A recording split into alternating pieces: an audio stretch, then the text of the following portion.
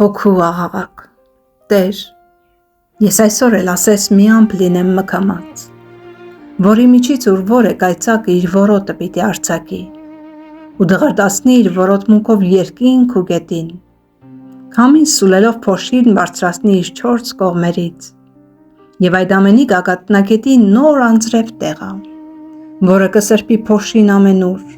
կլվա ամեն կեղտն ու կտանի դեպի գետնահորերը, կմաքրի օդը ու անուշ ծառերի բույրը կտարածվի։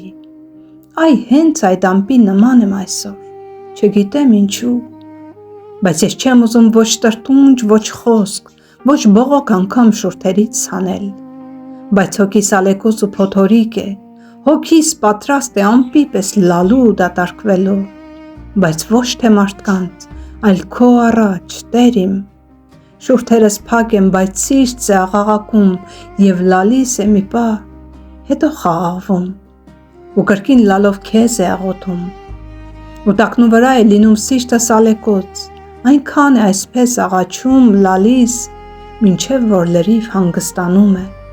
էլ ոչ մի արցունք, ոչ մի աղաղակ ներսից չի գալիս, ես այն թողեցի Տիրոջ առաջին, ու գիտեմ գուցե շատերը ասեն ինչ Տեր, ինչ Աստված, քանզի շատերի Աստված նորմերն են կյանքի, բայց ես ապավինում եմ կենթանի Աստծուն, ով ամեն անգամ իր ձեռքն է մեկնում ու ինձ բարձրացնում, ամեն ցավից վեր, ամեն հոգսից վեր, ամեն ինչից վեր, որովհետև նա սկիզբն ու վերջն է, նա հինավուրցն է, ամենակարողը եւ արարիչը,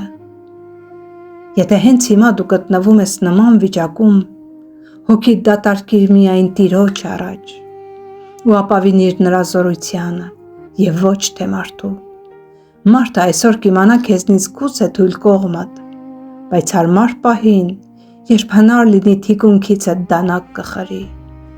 վստահիր ամեն բան միայն Աստծուն եւ կյանքիդ ամեն էտապը կանցնես հաղթանակներով։